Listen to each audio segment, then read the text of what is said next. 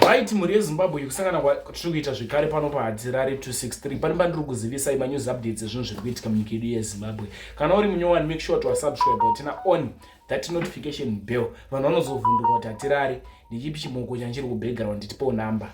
Ndiyo anonzi makoti wenyu vanonzi mukudzei ndo mukadzi waHatirare. Right. Yandinoyomuzora nhasi inyaya iyo yemunhu uyo abuda achitaura zita rake kuti ndinonzi Tafadzwa. Vanhu veZanu PF makadai andikwanisa inini ndondaita mutete pakuzvitaura. So chakusiyeni ndiona video bedza una video tozvonofika comment section inza Hatirare ndipa kuzivisai manews updates zvinhu zviri kuitika munyika yedu yeZimbabwe. Sika make sure to subscribe tena on that notification bell. Uyezve washare this video kune hama neshamwari. Credit this video kune vabati vakatora this video. Tinokutenda ine basa ramuri kubata. Isu sevaHatirare kuti saHatirare muri kuita basa rakanaka. Right. Todzoka apa. Toda kuonesana, right guys, kuti murume zvaataura zvakanaka here kana kuti zvakashata. Uyezve mashoko aataura aya anokuvadzisa here kana kuti hakuvadzisi, nekuti azotaura zvimwe zvinhu zvekutoti video iri richatrenda kana kuti richatenderera muno munyika yeZimbabwe nekukasika maererano nemashoko aataura. Todzoka apa. Ndiri mucomment section chinzi musangano hauchatyisi.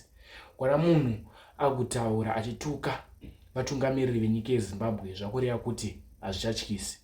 Anditi vamwe vanga vachiti murume uyu achatsakatika, umwe ndonga vachiti murume uyu atava chokwadi, umwe vachiti murume uyu akupenga anoda matrix. But akazvitarisa akatochena akageza ende akutaura zvine handisi kuti akutaura zvine musoro, but ari kutaura maonero ari kuzviitawo iye pachake. Inzi Hatirare ndafunga kusiyai tosangana zvekare munguva inotevera zvichireva kuti manje kana video rinenge richinge rafamba riri kudzoka. Much love. Vanhu vari kuputsa izvi ndivana Mnangagwa nana Chivhayo. Uvaudze kuti inini Tafadzwa ngavave vandiuraye muno muChiredzi. Imbwa dzevanhu havana kana basa nevanhu vana Chivhayo nana Mnangagwa. Chavanogona kupa munhu akwa, kupa munhu GD6, kupa munhu penzi ye700,000. But vanhu ava kutsamurura ava ona zvavaitwa vanhu. Tarisa uko satora ini, tora uko zvaitwa vanhu. Muri kufara nazvo here zvaitwa izvi. Vanhu ava ndakauya muno muChiredzi 2018 varipo ndichidya sadza apa. Mazviwa ndichibata muno murenge ndichidya sadza apa. Nhasi vodzinga vanhu vopwanya vanhu. Bye. Just because vapuwa 2 years more. Vapuwa 2 years more. Vakudzinga vanhu. Tava ne30 years tichitengesera muno murenge. Tichibhadharira vana fizi muno murenge. Chinonyanya kutirwadza. Mashopu aya tisakapakura. Tapakura ndobva tabviswa pakaswa nemari. Ndokundokurapo pachikozha tisakapakura. Takura ndokuiswa nemari.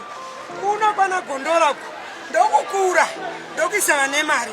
Kuchisa complex ndokukura madhoti aivako ndokuisa nemari. Ndokenda kuRichards kutauni ndokunoiswa koko ndokunokura matuzvi tichipedza vachisa nemari. Saka isu varombo toenda kupi nemhuri dzedu. Maona vana vachichema mayunivhesiti, vamwe vandaenda kuyunivhesiti mari havana. Mari kubva grade 1 kusvika kuyunivhesiti kwavari imari yomusika muno murengi. Isa hatina kuramba kubuda murengi isu. Tati kana mogadzira rengi yenyu toenda kune mabhazi. Komune chanesa mabhazi takainga mabhazi munesu. Tiri mawindi versus mavheni. Pomunonetota mabhazi ikoko ndokwatichanoshandira ikoko.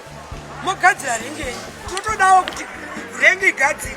The Ministry of Local Government and Public Works has urged all 92 local authorities across the country to intensify efforts towards improving service delivery, resource mobilization, and creating clean, safe, and attractive environments for residents.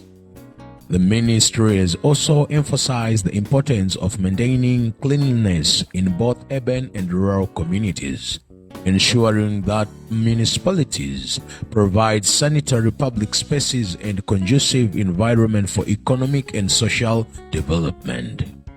We need to replicate this model across all the 8 cities as well as the 32 urban local authorities.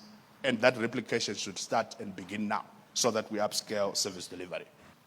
Last point is modern infrastructure planning and development. I think the brick and mortar technology is now a technology of the past. We now need to adopt latest construction methodologies and technologies, prefabs, modular forms, etc. We have got an example in the new city villas. It was constructed through modulars, and we now need to promote the same. In response to this call to action, Chiredzi Town Council has embarked on an urban facelift program aimed to improving the appearance and functionality of the sugar town. As part of this initiative, council officials today, the 19th of June 2026, began demolishing illegal structures and clearing undesignated vending sites.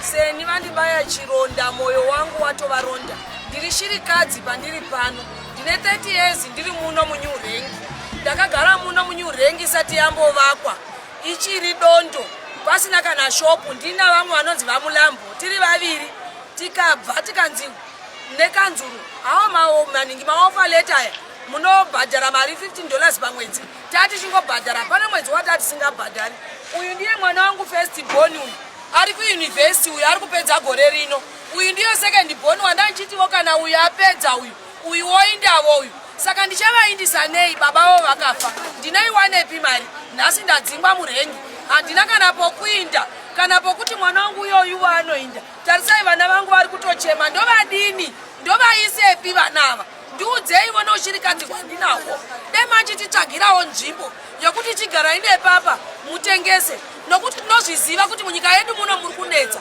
hamuna mari saka ndiudzei kuti vana ava ndoti vaisa mubhawa here vainde muchigara pasi vandotsvaga varume here vagoenda kuchikoro rehama ndarwadziwa ini inga dhanyere makamununura 1 mudanga reshumba chindinunura ivo ini shirikadzi nevana vangu avo